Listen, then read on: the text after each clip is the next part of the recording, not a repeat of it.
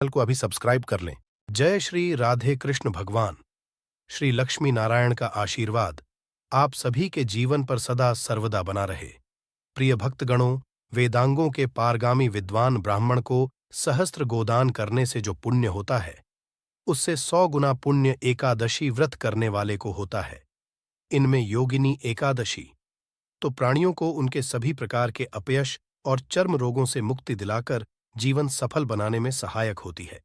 ये देह की समस्त आधि व्याधियों को नष्ट कर गुण और यश देने वाली है।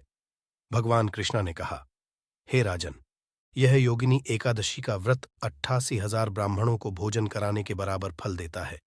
इसके व्रत से समस्त पाप दूर हो जाते हैं और अंत में बैकुंठ लोक की प्राप्ति होती है। कहा जाता है कि इस व्रत को रखने से सफलता और सिद्ध मिलती है। योगिनी एकादशी का व्रत करने से भगवान विष्णु जी के साथ साथ मां लक्ष्मी का भी आशीर्वाद प्राप्त होता है। किंतु यदि आप किसी कारणवश योगिनी एकादशी का व्रत नहीं भी कर पा रहे हैं, तो आप भगवान विष्णु की आज के दिन पूजा पाठ करके व्रत कथा अवश्य सुनें और दान अवश्य करें। प्रिय भक्तगणों, आज की इस वीडियो में हम आषाढ़ माह के कृष्ण पक्ष की योगिनी एकादशी के विषय में बात करेंगे। आज हम आपका संशय दूर करेंगे कि आपको योगिनी एकादशी व्रत कब रखना, 1 जुलाई या फिर 2 जुलाई को, किंतु वीडियो को पूरा देखिएगा, तभी आपका संशय दूर होगा। तो आज की वीडियो में हम जानेंगे कि योगिनी एकादशी इतनी महत्वपूर्ण क्यों है, इसके महत्व, योगिनी एकादशी कब है, व्रत कब रखें, व्रत का पारण कब करें, एकादशी और द्वादशी तिथि कब से कब तक है, पूजा का शुभ समय क्या है, राहु काल का समय क्या है, व्रत का पारण किस दिन करेंगे और किस चीज से करें, हरिवासर कब से कब तक है। सारी बातें आज की इस वीडियो में आप सभी को बतलाएंगे। वीडियो लंबी जरूर होगी, किंतु सभी शुद्ध प्रमाणित जानकारी आपको मिलेगी, तो आप अंत तक वीडियो में बने रहें।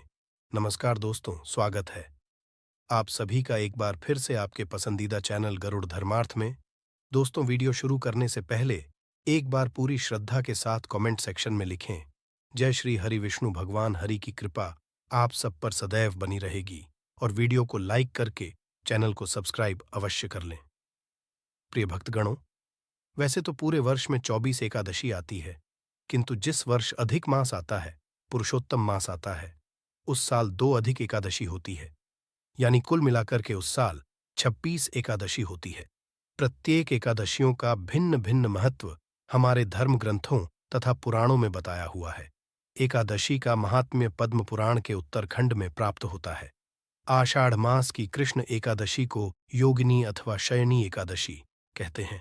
एक बार की बात है, धर्मराज युधिष्ठिर कहने लगे कि भगवन, मैंने ज्येष्ठ शुक्ल एकादशी के व्रत का महात्म्य सुना, अब कृपया आषाढ़ कृष्ण एकादशी की कथा सुनाइए। इसका नाम क्या है, महाहात्म्य क्या है, यह भी बताइए। श्री कृष्ण कहने लगे कि हे राजन, आषाढ़ कृष्ण एकादशी का नाम योगिनी है। इसके व्रत से समस्त पाप नष्ट हो जाते हैं। यह इस लोक में भोग और परलोक में मुक्ति देने वाली है। यह तीनों लोकों में प्रसिद्ध है। मैं तुमसे पुराणों में वर्णन की हुई कथा कहता हूं, ध्यान पूर्वक सुनो। स्वर्गधाम की अलकापुरी नामक नगरी में कुबेर नाम का एक राजा रहता था। वह शिव भक्त था और प्रतिदिन शिव की किया करता था। हेम नाम का एक माली पूजन के लिए उसके यहां फूल लाया करता था। हेम की विशालक्षी नाम की सुंदर स्त्री थी। एक दिन वह मानसरोवर से पुष्प तो ले आया, किंतु कामासक्त होने के कारण वह अपनी स्त्री से हास्य विनोद तथा रमण करने लगा। इधर राजा उसकी दोपहर तक राह देखता रहा। अंत में राजा कुबर ने सेवकों को आज्ञा दी कि तुम लोग जाकर माली के न आने का कारण पता करो, क्योंकि वह अभी तक पुष्प लेकर नहीं आया। सेवकों ने कहा कि महाराज, वह पापी अतिकामी है, अपनी स्त्री के साथ हास्य विनोद और रमण कर रहा होगा। यह सुनकर कुबेर ने क्रोधित होकर उसे बुलाया। हे माली, राजा के भय से कांपता हुआ उपस्थित हुआ। राजा कुबेर ने क्रोध में आकर कहा, अरे पापी नीच कामी, तूने मेरे परम पूजनीय ईश्वरों के ईश्वर श्री शिवजी महाराज का अनादर किया है। इसलिए मैं तुझे श्राप देता हूं कि तू स्त्री का वियोग सहेगा और मृत्यु लोक में जाकर कोढ़ी होगा। कुबेर के श्राप से हे माली का स्वर्ग से पतन हो गया और वह उसी क्षण पृथ्वी पर गिर गया। भूतल पर आते ही उसके शरीर में श्वेत कोढ़ हो गया। उसकी स्त्री भी उसी समय अंतर्ध्यान हो गई। मृत्यु लोक में आकर माली ने महान दुख भोगे। भयानक जंगल में जाकर बिना अन्न और जल के भटकता रहा। रात्रि को निद्रा भी नहीं आती थी, परंतु शिवजी की पूजा के प्रभाव से उसको पिछले जन्म की स्मृति का ज्ञान रहा।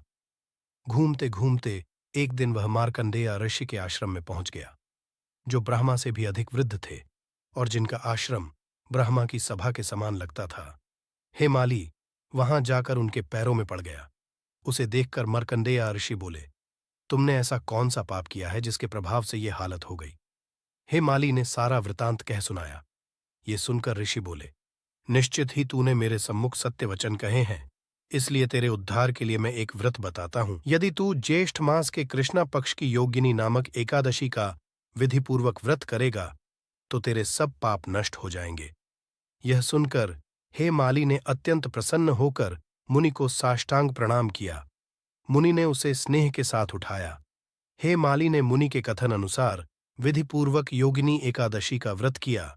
इस व्रत के प्रभाव से अपने पुराने में आकर वह अपनी स्त्री के साथ सुखपूर्वक रहने लगा। प्रिय भक्तगणों, ये थी योगिनी एकादशी का महत्व। अब जान लेते हैं योगिनी एकादशी व्रत के क्या नियम होते हैं। उसके पश्चात जानेंगे पूजा विधि और योगिनी एकादशी का शुभ मुहूर्त क्या है और पारण विधि। अब एकादशी व्रत के जो नियम है वो मैं आपको बता देता हूं। जब आप एकादशी व्रत शुरू करते हैं तो ये दिन दिन का व्रत होता है। दशमी तिथि से ही व्रत की शुरुआत हो जाती है।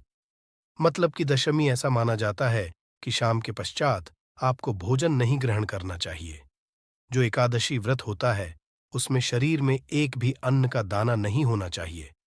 तो दशमी तिथि को भी आप सुबह स्नान ध्यान करके शुद्ध रहेंगे। पूरे दिन आपको इस दिन भी किसी भी तरह का तामसिक भोजन मतलब मांस, मदिरा, लहसुन, प्याज इसका सेवन नहीं करना है।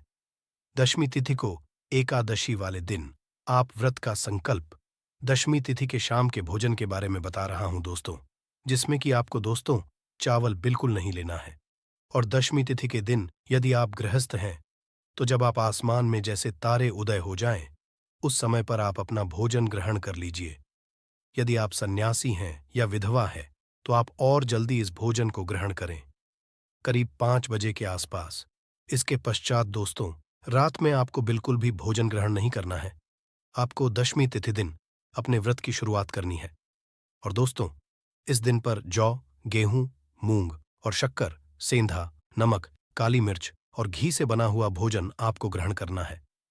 इस भोजन को ग्रहण करने के पश्चात रात भर आपको उपवास रखना है, जिससे कि जब आपका एकादशी का व्रत अगले दिन शुरू हो उस समय पर आपके पेट में अनाज का बिल्कुल भी दाना नहीं होना चाहिए। इस व्रत को महापुण्य फलदायी बताया गया है कि नियम थोड़े से कठोर है। ऐसा कहा जाता है दोस्तों, यदि आप एकादशी का व्रत निर्जला रखते हैं तो आपको कई गुना उसका फल प्राप्त होता है। यदि आप दोस्तों निर्जला उपवास नहीं रख सकते तो फलाहार करके उपवास रखते हैं, यानी फल, जिसमें कि दोस्तों बताया गया है आम, केला, अंगूर, बादाम, पिस्ता, इन्हें अमृतदायी फल बताया गया है। इन फलों को खाकर आप इस उपवास को रख सकते हैं। एक दोस्तों शाम के समय आप नमकीन फलाहार भी कर सकते हैं। यदि आपका शरीर साथ नहीं देता, जिसमें कि आप सिंघाड़े के आटे की पूरी आलू के साथ बना सकते हैं। जो भी सिंपल फलाहार है वह करिएगा। समय का चावल और मूंगफली मत खाइएगा। ये मैं खाने के लिए मना कर रहा हूं। आलू वगैरह खाकर उपवास को करिए। जब एकादशी का व्रत हो जाए, शाम के पश्चात अगले दिन द्वादशी के दिन जब आप सुबह जागते हैं, उसके पश्चात नहा होकर भगवान का पूजन करिएगा। और आप इस दिन पर ब्राह्मण भोज करा सकते हैं तो ब्राह्मण भोज जरूर कराइए। नहीं करा सकते तो आप उनके खाने पीने का जो कच्चा सामान है, जिसे कि सीधा बोलते हैं, वह ब्राह्मणों को जरूर दीजिए। और मान्यताओं के अनुसार हरिवासन के समय व्रत नहीं खोला जाता है। हमेशा हरिवासन का समय बीतने के पश्चात और सूर्योदय के पश्चात ही व्रत खोलना चाहिए। आपको इस दिन किसी के बारे बुरा नहीं बोलना है। बुरे वचन से आपको बचना है। एकादशी व्रत में ज्यादा बोलना भी मना होता है, तो आप इस दिन जितना कम बोले उतना ही अच्छा है। ये इसीलिए होता है कि हम ज्यादा बोलते बोलते कहीं किसी की बुराई या निंदा न कर दें। आइए अब जानते हैं योगिनी एकादशी पूजा विधि और शुभ मुहूर्त के बारे में। एकादशी के दिन आप जब व्रत रखें तो सुबह जल्दी उठकर घर की साफ सफाई करके स्नान, और इस दिन भगवान विष्णु का पूजन पीले रंग की सामग्रियों से जरूर करें। भगवान को स्नान कराकर पीला चंदन लगाए, पीले वस्त्र अर्पित करें, पीले पुष्प अर्पित करें और पीले ही रंग के फल या पीले मिठाइयों का भोग भगवान को आज के दिन लगाना चाहिए। सुबह को धूप दीप जलाकर भगवान विष्णु के मंत्रों का जाप करें।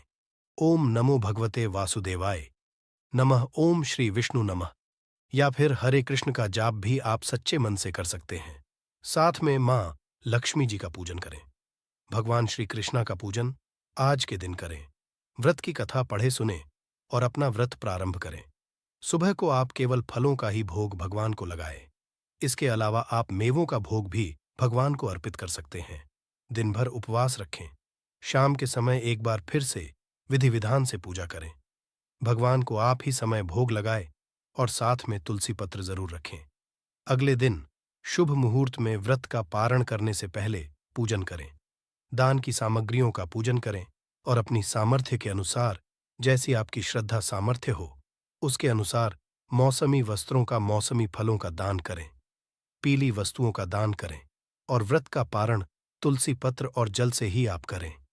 सबसे शुभ माना जाता है जो लोग व्रत का पारण करते समय तुलसी पत्र मुख में रखते हैं, उनके सभी पापों का नाश हो जाता है और उनका व्रत भी भगवान विष्णु स्वीकार करते हैं। तुलसी पत्र के अलावा भगवान विष्णु को बेर आंवले भी अर्पित कर सकते हैं।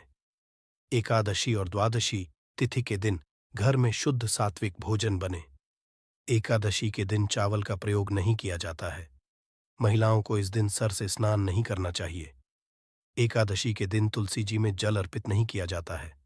आइए जानते हैं योगिनी एकादशी शुभ मुहूर्त पारण के बारे में, किंतु उससे पहले अभी तक आपने वीडियो को लाइक नहीं किया है तो वीडियो को लाइक करके चैनल को सब्सक्राइब अवश्य करें। आयस्कॉन मंदिर के कैलेंडर के अनुसार और ज्योतिष शास्त्र के अनुसार आषाढ़ मास के कृष्ण पक्ष की एकादशी 1 जुलाई सोमवार को सुबह 10:20 पर शुरू होकर अगले दिन 2 जुलाई मंगलवार को 8:42 पर समाप्त होगी। सनातन धर्म के अनुसार हम सब एकादशी का व्रत उदय तिथि के दिन रखते हैं। उस दिन रखना श्रेष्ठ फल देता है, इसलिए इस बार योगिनी एकादशी का उपवास 2 जुलाई मंगलवार 2024 को रखा जाएगा। एकादशी के दिन सूर्य। धन्यवाद। ऐसे ही जानकारी के लिए छाया जैन चैनल को सब्सक्राइब करें और अगर आपको यह वीडियो अच्छी लगी हो तो एक लाइक अवश्य करें और कमेंट में ओम नमः शिवाय अवश्य लिखें। धन्यवाद। ऐसी ही अधिक जानकारी के लिए छाया जैन चैनल को सब्सक्राइब अवश्य करें।